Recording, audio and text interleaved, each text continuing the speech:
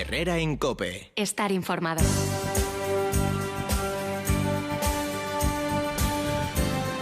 Damas y caballeros, tengo el gusto de saludar en esta mañana a un hombre al que hace mucho tiempo que quería saludar, trasladarle mi respeto y el afecto por su familia, el que todos sentimos por su esposa Lilian Tintori, a la que saludaremos.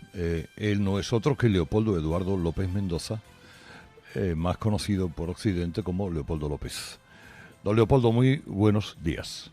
Muy buenos días, Carlos. De verdad, yo también estaba muy entusiasmado, muy ilusionado de venir a tu programa. Lilian siempre me ha hablado de ti, de todo el apoyo que nos has dado tú, tu equipo, no solamente a nuestro caso, sino a todos los presos políticos, a la causa de Venezuela. Recuerdo que también fuiste a Cúcuta y conociste de primera mano el éxodo de los venezolanos y siempre has estado muy pendiente de lo que está ocurriendo en Venezuela. La verdad, un gran honor para mí. Eres una persona de la que mucha gente me ha hablado y de verdad es un gran honor estar aquí. Es primera vez que estoy en un programa de radio en 7 años, en vivo, y bueno, ha sido toda una experiencia volver a la realidad de la libertad, pero que para mí es parcial porque hasta que Venezuela no esté libre, no nos sentiremos libres del todo. Que de verdad, buenos días y un gran abrazo, Carlos. Un gran abrazo, Leopoldo. Vamos a ver, Leopoldo tiene una larga trayectoria en la disidencia del régimen venezolano. Le han secuestrado, le han agredido periódicamente, le han encarcelado, le han torturado, le han acusado de incitación pública a la violencia. Bueno, en fin, ¿qué quieren que les diga? Finalmente, Leopoldo se refugió, fue invitado, o se refugió en la embajada española, de la que finalmente huyó y ha llegado a España. Leopoldo, no has querido dar detalle de tu salida por 2 razones, me imagino. Para proteger a la gente que estuvo contigo, que te ayudó, y la segunda porque a lo mejor esa misma salida quiere probarla más gente, ¿no? Sí, me lo han preguntado mucho, Carlos, de cómo salí. En algún momento pues podré explicarlo con detalles, pero precisamente por esas 2 razones. Hay gente involucrada y bueno, quizás otros compañeros, otras personas utilicen la ruta que yo utilicé, la metodología que utilizamos, aunque siempre cambian las circunstancias, pero sobre todo por proteger a las personas. Hoy Venezuela verdaderamente es un estado represor. Nada funciona en Venezuela. En Venezuela tú abres el grifo del agua y no sale agua, no hay transporte público, los hospitales están colapsados, hay apagones de luz todos los días en la inmensa mayoría de las ciudades, nada funciona. Pero lo que sí funciona en Venezuela es el aparato represor. Lo que sí funciona es el aparato de espionaje, de persecución, de tortura, de encarcelamiento. A eso Maduro, dictador, criminal, sí le invierte mucho dinero, mucho esfuerzo. En ese sentido hay mucha cooperación internacional que tiene la dictadura y por eso nos tenemos que resguardar. Hoy, cuando estoy hablando contigo, hay más de 300 presos políticos, militares y civiles. Luego de mi salida, detuvieron a 17 personas de manera aleatoria y todavía están presos algunos. Ahí particularmente un colega tuyo, periodista que trabajaba conmigo, que se llama Roland Carreño, que luego de mi salida está detenido. Entonces, yo quiero concientizar a los españoles. Yo sé que han estado muy conscientes y muy pendientes del caso venezolano, pero de la naturaleza de lo que es el régimen, la dictadura de Nicolás Maduro. Es una situación que realmente pareciera impensable que algo como eso esté ocurriendo en pleno siglo XX y en el continente americano. Pero es así, es una dictadura con todo el despliegue de represión, de persecución, de crueldad y de maldad que tiene que enfrentar millones de personas como te dije, lo único que funciona en Venezuela es el aparato de represión de la dictadura. Hablas del papel del embajador Jesús Silva en tu salida. De eso sí que has contado, o he creído yo entender, que él fue una pieza fundamental en todo ello. Mira, la verdad es que el embajador tampoco estuvo involucrado directamente. Nadie de la embajada estuvo vinculado directamente con mi salida. No porque no quisieran, sino porque yo tomé la decisión de no informarle a nadie porque eso los podía comprometer. Los podía comprometer en Venezuela y los podía comprometer dentro de lo que son sus responsabilidades como funcionarios del Reino de España. Sin embargo, sí te puedo decir del embajador Jesús Silva, de su señora, del equipo de trabajo de la embajada, del personal que trabajaba en la embajada, de los policías que estaban allí, que nos acompañaron, de todas esas personas, solo tengo cosas positivas que decir, solo tengo cosas maravillosas que decir de todos y cada uno de ellos.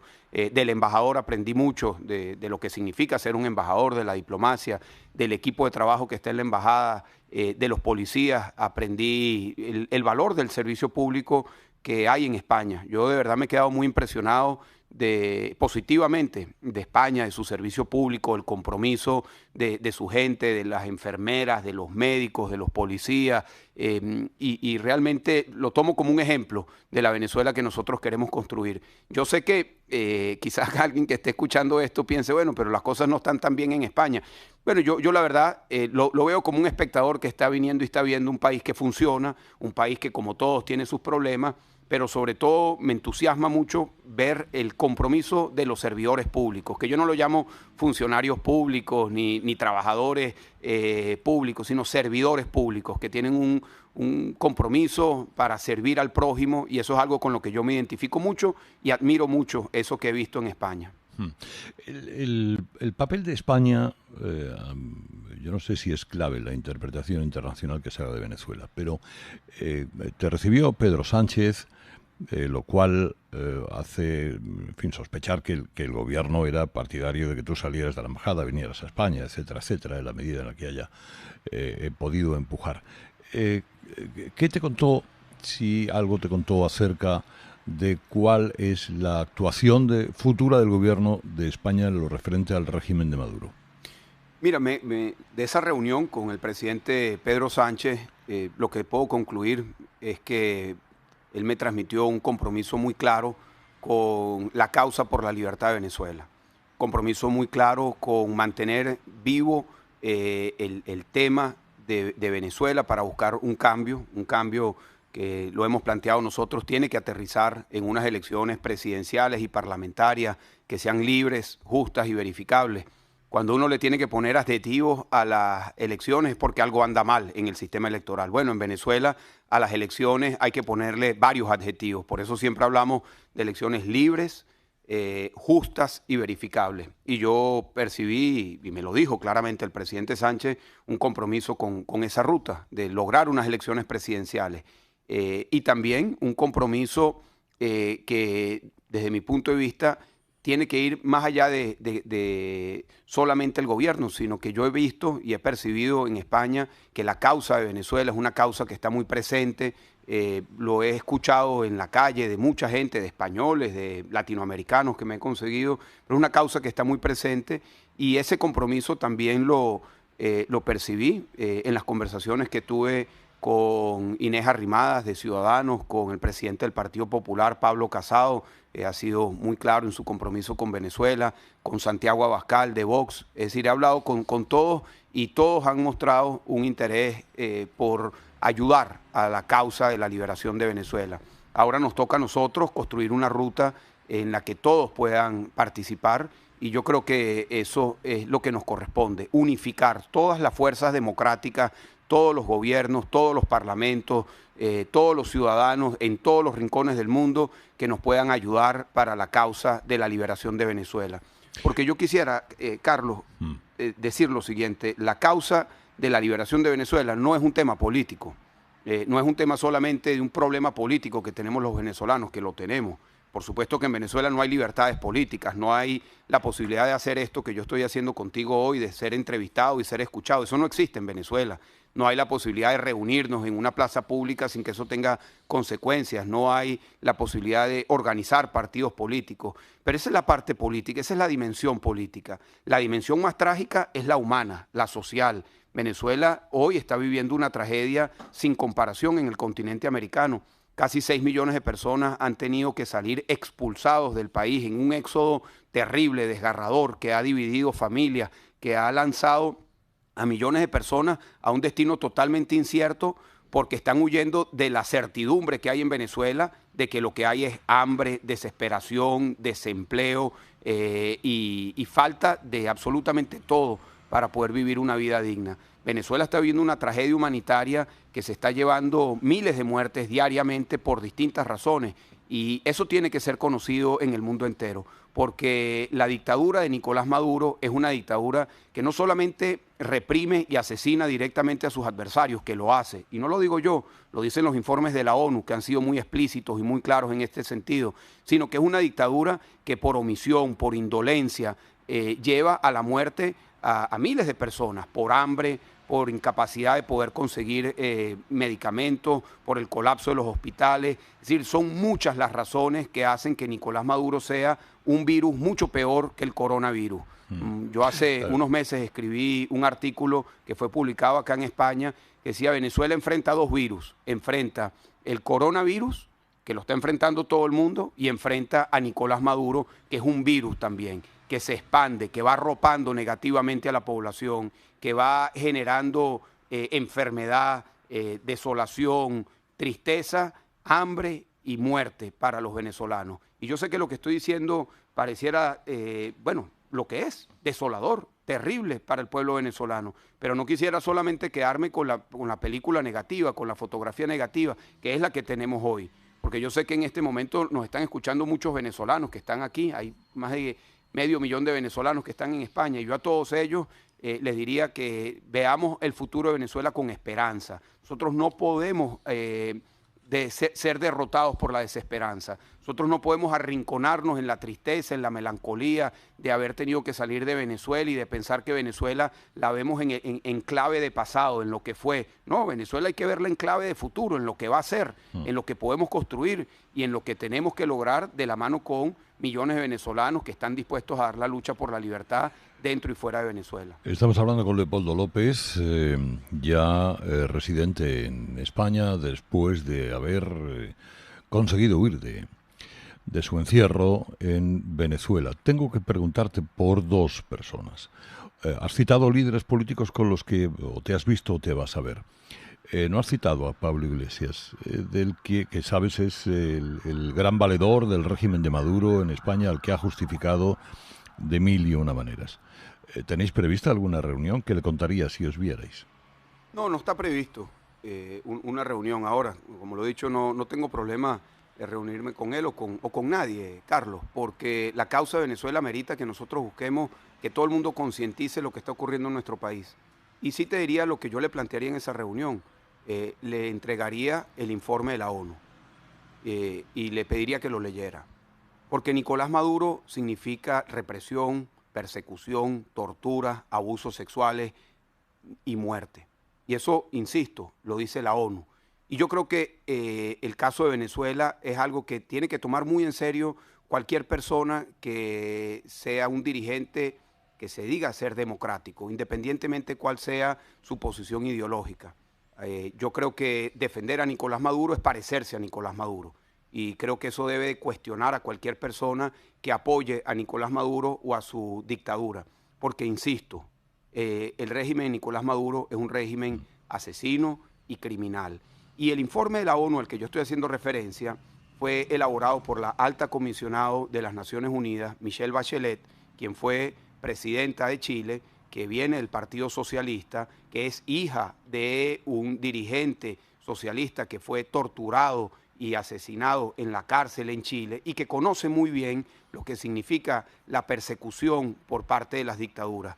Y ella y su equipo han quedado absolutamente sorprendidos y realmente movidos por los cientos de testimonios que han escuchado en Venezuela de la tortura, de la persecución, de la violación sistemática a los derechos humanos. Entonces, en esa reunión o con cualquier persona, yo presentaría eso. Venezuela no es un caso que hay que tomarlo a risa. Me llamó mucho la atención ayer que vi una publicación en donde se banalizaba el tema de Venezuela. Y yo creo que no se puede banalizar lo que está ocurriendo en Venezuela. Lo que está ocurriendo en Venezuela es muy grave, es muy doloroso. Mira, tú no tienes idea, Carlos, a lo mejor tú lo has vivido, cómo los venezolanos lloran por su situación en todo momento. Yo me encuentro gente en la calle de cualquier rincón de Venezuela, aquí en España, y la gente me da un abrazo y llora. y llora de lo trágico que es la situación que están viviendo sus familiares, sus compatriotas, sus paisanos, porque realmente es doloroso a lo que Nicolás Maduro ha llevado la situación de millones de venezolanos. Lamentablemente el mundo hoy está en una situación muy compleja, todo lo que ha sido la situación de la pandemia ha girado la atención hacia otros temas y quizás el tema de Venezuela ha entrado en un espacio de menos relevancia mediática. Y por eso quizás la gente no ve el horror de lo que está ocurriendo en nuestro país. Pero eso sigue ocurriendo en nuestro país. Un país que se viene apagando en todo sentido y que nosotros tenemos la obligación de prender la luz de la esperanza y lograr la libertad en nuestro país. El expresidente Rodríguez Zapatero me consta que te visitó en alguna ocasión cuando estabas preso.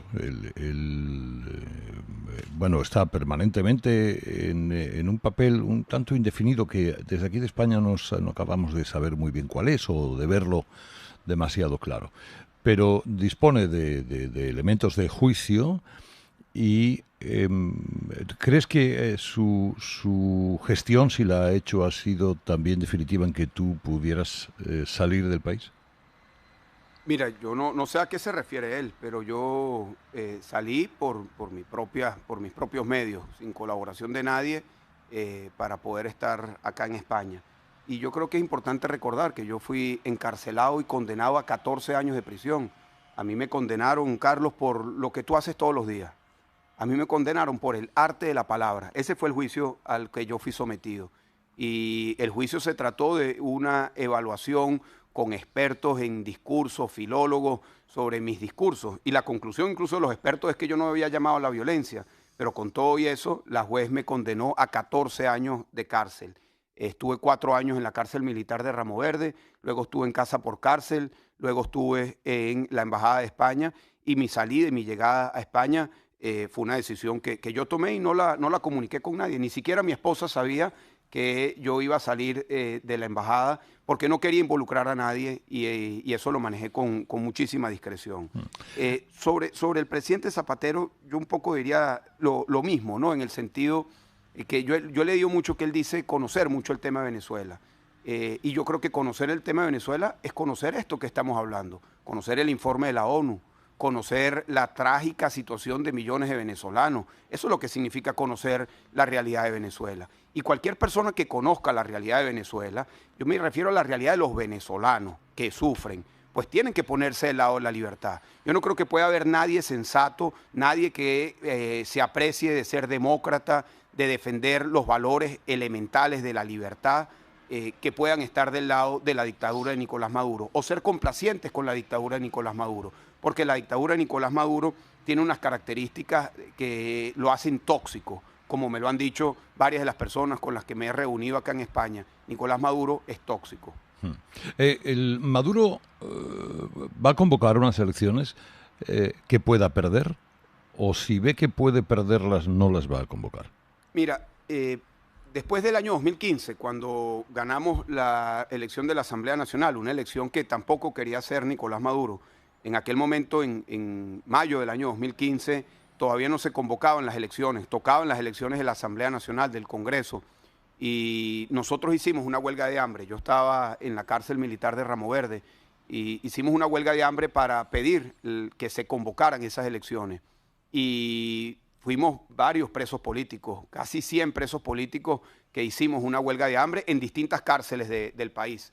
Yo estuve 28 días en huelga de hambre, perdí 14 kilos y muchas otras personas hicieron ese mismo ejercicio de protesta pacífica desde las plazas de Venezuela. Éramos como 300 personas en huelga de hambre por querer ir a elecciones, por pedir la fecha electoral. Y lo logramos.